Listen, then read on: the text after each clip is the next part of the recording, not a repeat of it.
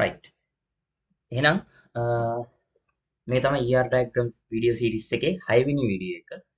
මේකදී අපි කතා කරන්නේ participations ගැන. හරිද? මොකද්ද මේ participations කියලා කියන්නේ?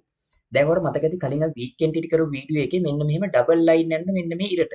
ඔන්නෝම double line කරන එක තමයි participations කරනවා කියලා කියන්නේ. ඒතර මේ participation ಜಾති දෙකක් තියෙනවා. හරිද? ලයින් කරන්න. participation ಜಾති දෙකක් තියෙනවා. එකක් තමයි total participation. හරිද? total participation. අනිත් එක තමයි එක total participation, right? අනිත් එක්කෙනා තමයි partial participation. partial participation.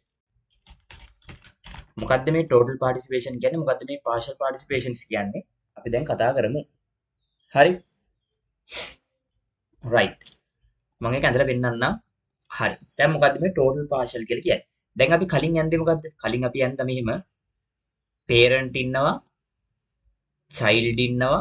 ඊට පස්සේ මේ child කියන එක weak entity එකක් නිසා හරි. මම මේ weak entity එක දැනට අඳින්න නැතුව ඉන්නම්. මෙහෙම අපි diamond shape එකක් දාලා මෙයා create කරලා තියෙනවා. හරිද?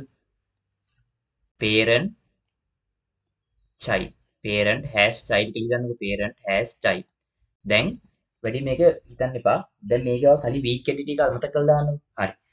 මේ partial participation sorry total participation කියන එක කියන්නේ අනිවාර්යයෙන්ම ඉන්න ඕන නම් කියන එක. ඒ කියන්නේ දැන් parent කෙනෙක්ට අනිවාර්යෙන් child ඉන්න ඕනිද? parent කෙනෙක්ට අනිවාර්යෙන් child ඉන්න ඕනිද? ඉන්න ඕනේ නැහැ. හරිද? ඉන්න ඕනේ නැහැනේ parent කෙනෙක්ට අනිවාර්යෙන් child ඉන්න ඕනේ නැහැ. හරි. හැබැයි child කෙනෙක්ට අනිවාර්යෙන් parents ඉන්න ඕනිද? ඉන්න ඕනිද? හරි. අපි එහෙම නැතුව මේ උදාහරණය ගත්තොත් ඔයාලා weak entity එකත් එක්ක පටලවා ගන්නවා මේක. අපි අලුත් උදාහරණයක් ගමු. හිතන්න book author කියලා දෙන්නෙක් ඉන්නවා. හරිද? මේ තියෙන book පොත, මේ තියෙන author රචකයා. හරිද? ඊට පස්සේ පොත ක්‍රේට් වෙලා තියෙනවා මෙහෙම රචකයෙක් එක්ක. හරිද? book has කියලා දාන්නම්. හරි. has author. හරි. දැන් බලන්න මම මේ කියන්නේ හොඳට අහගන්න. book කියන එකට author කෙනෙක් ඉන්නවද අනිවාර්යෙන්ම? අනිවාර්යෙන්ම පොතක් නම් රචකයෙක් ඉන්න එපා.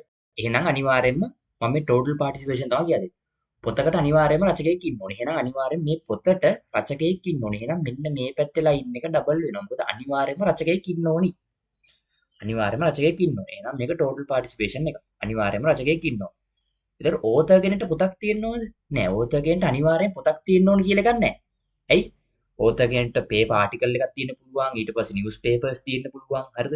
ඒ වගේ ගොඩක් දේවල් තියෙන්න පුළුවන් රචකයට. හරිද? එතකොට එයාට අනිවාර්යෙන්ම පොතක් තියෙන්න ඕනේ කියලා එකක් නැහැ. හැබැයි පොතකට අනිවාර්යෙන්ම රචකයෙක් ඉන්න ඕනේ. හරිද? පොතකට අනිවාර්යෙන්ම රචකයෙක් ඉන්න ඕනේ. right?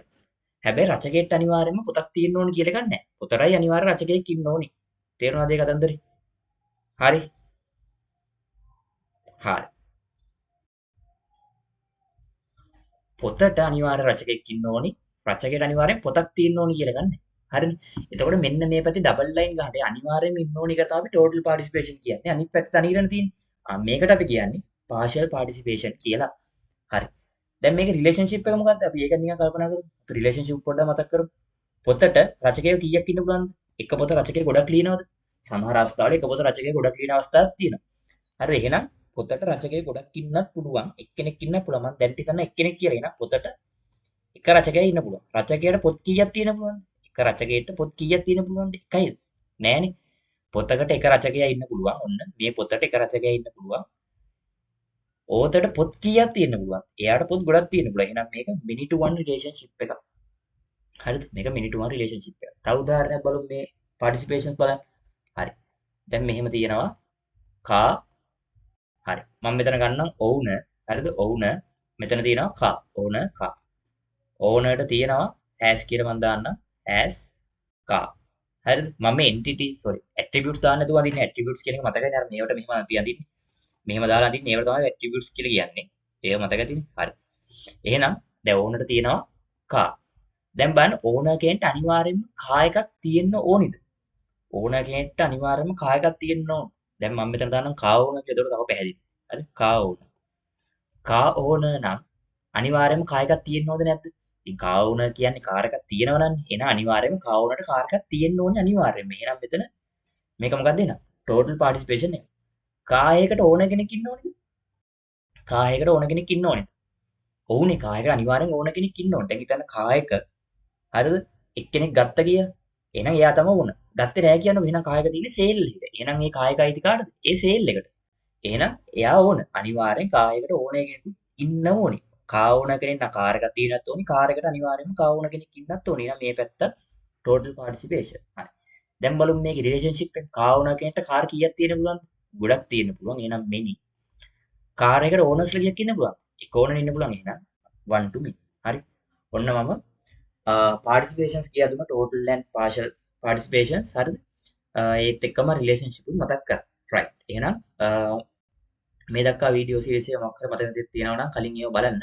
මොකක් හරි ප්‍රශ්න තියෙනවා නම් පල්ලෙහා කමෙන්ට් කරන්න. මම උත්තර දෙන්න අනිවාර්යෙන්. මොකක් හරි ප්‍රශ්න තියෙනවා නම් පල්ලෙහා කමෙන්ට් කරන්න. right. okay. එහෙනම් අපි ඊළඟ වීඩියෝෙන් හමු.